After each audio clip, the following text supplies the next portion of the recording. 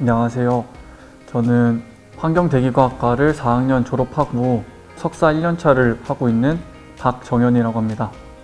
안녕하세요. 저는 환경대기과학과 전공 대학원 석사과정에 있는 김혜연이라고 합니다. 네, 저희 환경대기과학과는 지구를 이루는 5가지 권역 중에서 기권에 대해서 공부를 하는 학문입니다. 정말 어려운 학문에 대해서 공부를 하지만 아무래도 그런 어려운 것들을 접하다 보니까 AI로 쉽게 대체되기는 힘든 과라고 생각합니다.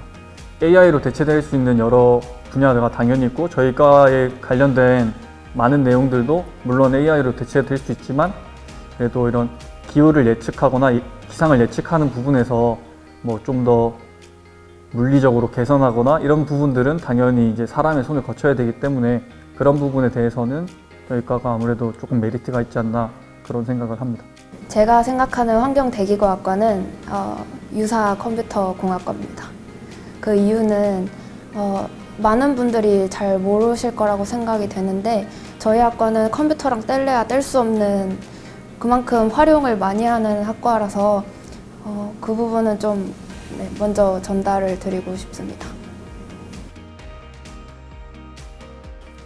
저 같은 경우에는 고등학교 때 지구과학이라는 과목이 좀 자신이 있었고 그리고 그 과목을 가장 많이 공부할 때가 어딜까라고 생각을 했을 때 아무래도 그 기후라 이런 것들을 좀 공부할 것 같은 대기과에 대해서 좀 관심을 가지게 되어서 이쪽 과에 지원을 했었고요.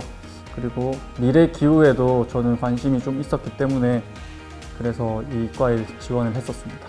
저는 솔직하게 말하면 이 학과가 이런 학문이 미래에도 반드시 필요한 직업이고 미래가 유망하고 무엇보다 자연변동을 예측한다는 점이 매우 매력적으로 다가와서 지원을 하게 됐습니다. 제 동지에서도 나타났듯이 지구과학을 잘하면 이 과를 꼭 잘할 거라고 생각을 하기 쉬운데요. 생각보다 이 지구과학에 대한 내용을 물리학적으로 해석을 해야 되는 부분이 많기 때문에 그래서 지구과학보다는 물리를 더 잘하는 게 더 중요하고 그리고 지구과학에 대해서 공부를 할 때 이런 책만 보고 이렇게 공부를 많이 할 것 같은데 실제로는 컴퓨터 교육이 생각보다 많이 들어가 있고 그래서 저희 과 내부에서 슈퍼컴퓨터 센터를 따로 이제 있을 정도로 컴퓨터에 대한 교육이 생각보다 많이 들어가고 그런 코딩 교육들에 대해서 저희 과가 많이 신경을 쓰고 있습니다.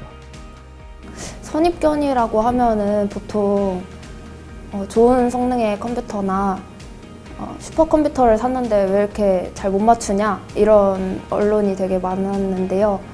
요즘 지구온난화로 인해서 이상기후가 굉장히 급증을 하고 있고 그로 인해서 고려해야 될 변수가 기존보다 더 많아진 상황이고 결국에 그 변수랑 그 복잡한 방정식들을 대입하는 건 결국 사람들의 역할이기 때문에 컴퓨터가 좋다고 해서 예보를 잘 맞춘다는 아닌 것 같아요.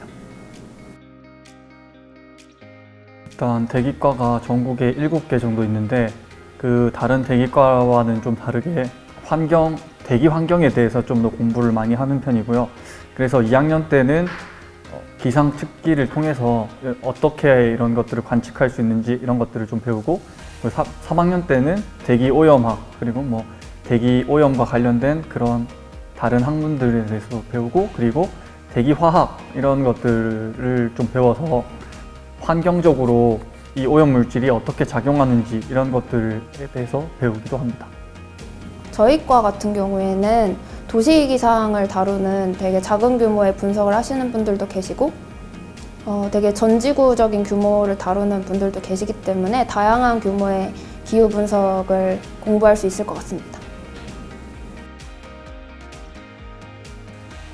저희 선배들 중에서는 대기를 공부하는 학문이다 보니까 당연히 기상청 쪽에 좀 취직하신 분들이 많이 계시고요. 그리고 기상청뿐 아니라 제주도에 있는 국립과학기상원이나 아니면 수자원공사에 취직하신 선배분들도 계시고 그리고 외국 기관인 나사나 엔카 이런 곳에도 취직하신 선배들이 계십니다. 기상직 공무원 시험을 봐서 9급이나 7급 공무원이 되는 경우도 있고 공기업이라고 한다면 국립비상과학원, 해양기술원 아니면 항공 관련 기업 쪽에서도 취업을 하는 것으로 알고 있고요. 대학원을 무사히 진학을 하신 분들 중에서는 해외 기상청이나 해외 기상기후 관련 연구 분야에서 일하고 계신 분들도 많습니다. 그리고 흔치는 않지만 적은 인원으로 구글이랑 보험 계열 회사에서도 대기과학과 전공자들을 뽑는다고 알고 있습니다. 앞서 설명드렸듯이 학년별로 이런 대기질에 관련된 많은 학문들을 다루기도 하고, 그리고 현장학습 실습을 통해서 실제로 이 대기오염과 관련된 업체에 들어가서 어떤 것들을 하고 있는지 실습을 해볼 수 있는 기회를 가질 수 있는 그런 수업도 있습니다.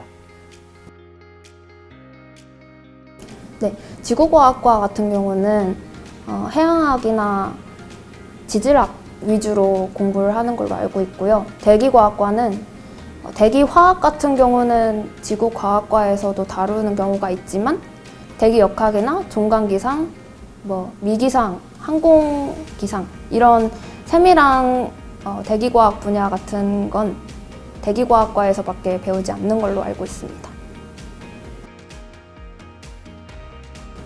제가 최근 들어서 가장 신기하다고 생각했던 건 한반도에서 일어났던 어떤 폭염이나 한파 같은 이상기후들이 발생하는 원인이 북극에 있다는 사실입니다. 예를 들어서 최근에 장마 기간이 굉장히 길었던 거라든지 아니면 2016년에 제주도의 폭설 때문에 항공이 다 마비되고 했던 그런 것들의 원인이 북극의 고온 현상에 있다는 것이 굉장히 신기했습니다. 저희 환경대기과학과는 전국에 몇 개 없는 대기과 중에 먼저 대기 환경에 관련된 학문들을 많이 공부를 하고 있고, 그리고 만약에 북극 기후 쪽에 관심이 있다면 저희 과에 꼭 지원을 하셔서 저희 교수님하고 많은 교수님들과 함께 연구를 할 수 있으면 좋을 것 같습니다. 저희 환경대기과학과 학생들끼리 하는 얘기가 있는데요. 대기과학과에 진학을 하려면 수물지컴이 굉장히 중요하다고 말을 하는데, 여기서 수물지컴은 수학, 물리, 지구과학, 컴퓨터로 구성이 돼 있어요. 근데 사실 지구과학 같은 경우는 그렇게 안 중요한데 수학, 물리, 컴퓨터 같은 경우는 비중이 매우 크기 때문에 그 부분들을 놓지 말고 진학을 하셨으면 좋겠습니다.